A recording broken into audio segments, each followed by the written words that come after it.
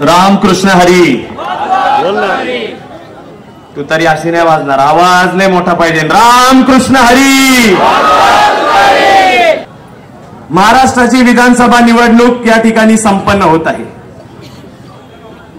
ज्या पद्धतीने महाराष्ट्राच्या 5 वर्षापूर्वी कशा पद्धतीने या महाराष्ट्राच्या राजकारणाची उलटापालट झाली आणि अतिशय क्रूरतेने फोडाफोडीचे राजकारण हे महाराष्ट्राच्या जनतेला रुचलेलं नाही आणि त्यामुळं लोकसभेच्या निकालाने हे आपल्याला जनतेने दाखवून दिलं की आम्ही सर्व महाविकास आघाडी सोबत आहोत.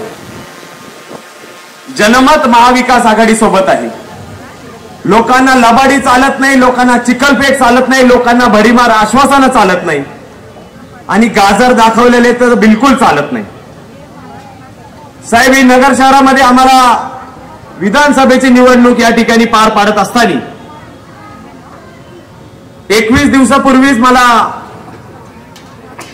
माझी उमेदवारी जाहीर झाली. माझ्यासोबत हे सगळे जण इच्छुक होते, परंतु आमची एक समविचारी भावना आहे. आम्ही प्रवृत्तीचा विरोध करतो, आम्ही व्यक्तीचा विरोध करत नाही, हे संपूर्ण नगर शहराला माहित आहे. ही प्रवृत्ती काय आहे? ज्यांनी नगर शहरामध्ये वाताहत निर्माण केली त्याच्यासाठी ते प्रयत्नशील असतात. असं अपयशी नेतृत्व माझ्या समोर निवडणूक लढत आहे. याच विशाल गणपतीच्या ग्रामदेवताच्या चरणी मला खासदार साहेब त्यांना आमंत्रण करायचंय देवदर्शनाला. मला गणपती बाप्पाच्या या ग्रामदेवताच्या ठिकाणी माझे समोर असलेल्या उमेदवाराला आमंत्रण द्यायचंय की आपण या आणि आपण गणपती बाप्पाच्या चरणाला स्पर्श करून दर्शन घेऊ. पण नुसतं दर्शन नाही घ्यायचं, नुसतं दर्शन घ्यायचं नाही, देवासमोर वचन द्यायचंय आणि देवाला एक प्रार्थना करून विचारायचंय, शपथ घ्यायची की मागील 10 वर्षामध्ये मला ज्या वेळेस दोन टर्म या नगर शहराच्या जनतेने आमदार म्हणून निवडून दिलं, मी फक्त विकास केला का हे स्वतःला विचारायचं. मी कुणाची तळतळ घेतली का, मी कुणाचा वाईटपणा घेतला का, याची शपथ घेऊन देवाला स्मरून त्या ठिकाणी विचारावं. आणि त्यांनी जर ती घेतली तर मी जाहीरपणे या ठिकाणी सांगतो, शेवटच्या 2 दिवसामध्ये मीच त्यांचा प्रचार करेन. परंतु ते घेऊ शकत नाही, ते विश्वासघात करतात, नेहमी खोटं बोलतात, नेहमी या शहराला स्वप्न दाखवतात. परंतु तरुण सहकाऱ्यांचं, माता भगिनींचं, ज्येष्ठ नागरिकांचं जे स्वप्न आहे त्या स्वप्नांवर धूळफेक करण्याचं काम ही मंडळी करती. ही कशा पद्धतीने करती? तर दमदाटे करून करती, धमक्या देऊन करती. एखाद्याचं उद्घाटन असेल तर त्याच्यासाठी आमंत्रित कोण करायचं यांचा माणूस एक दिवस आधी जाऊन सांगतो की साहेब सोडून या ठिकाणी कुणीच दुकानाच्या उद्घाटनाला गेलं नाही पाहिजे. एखाद्या रिक्षावाल्याने नवीन रिक्षा घेतली तर त्याला हार आणि नारळ आमचे साहेबच चढवतील अशा प्रकारचा घाट घातला जातो.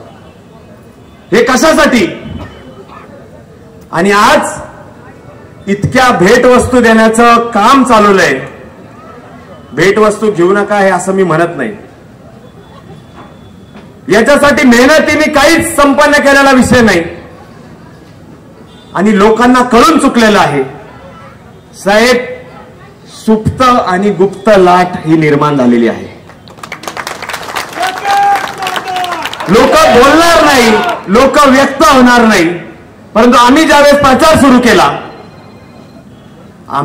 प्रचार सुरू केला मला कितीतरी आमच्या आजोबांनी, कितीतरी माझ्या आईनी, माऊलीनी, माझ्या तरुण सहकारी मित्रांनी मला कानात सांगितलं,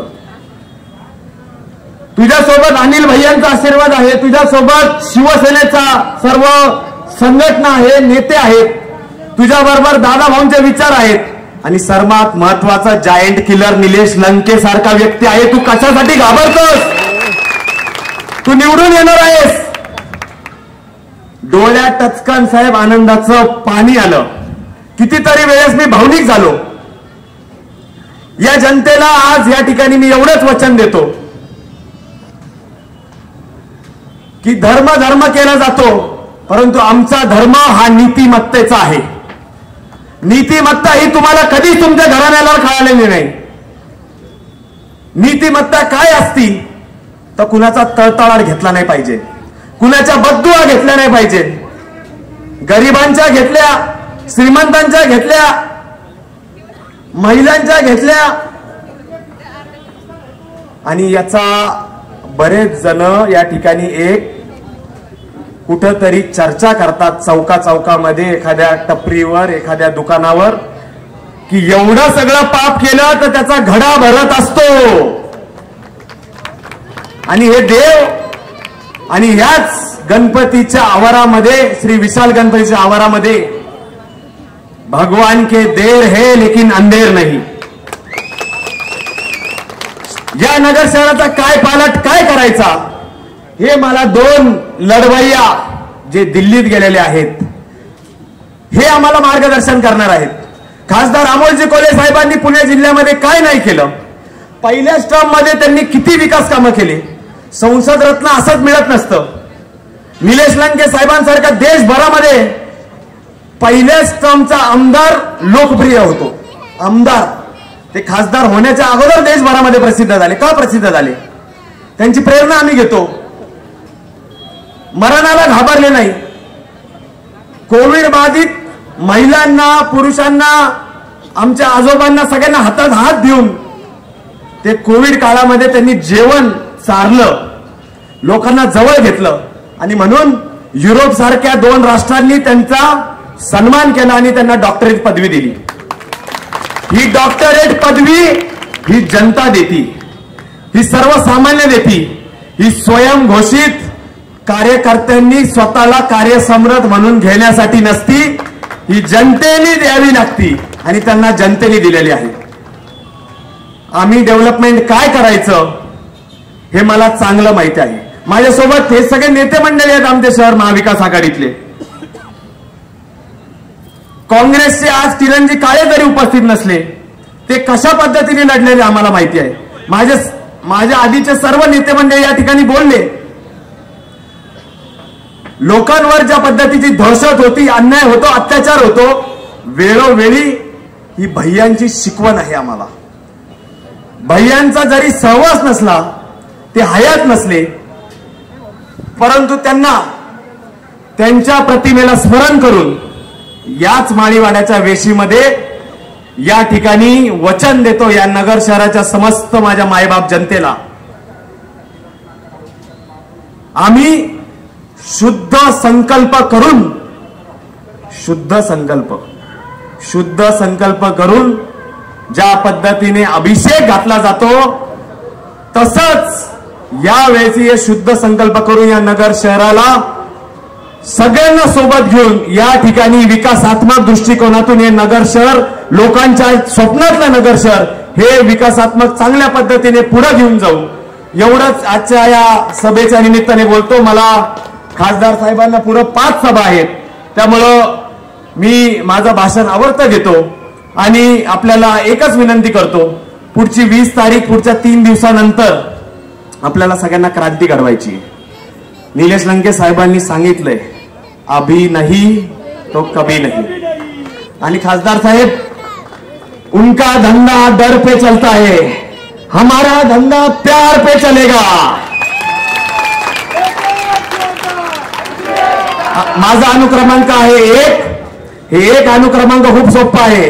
पहिलीच नजर जाती आणि पहिली नजर ही प्रामाणिकपणाची असती, ही विश्वासाची असती. त्यामुळं तुतारी वाजवणारा माणूस हे बटन दाबून माझ्यासारख्या एका तरुणाला आपण संधी द्यावी. रामकृष्ण हरी. धन्यवाद. जय हिंद, जय महाराष्ट्र.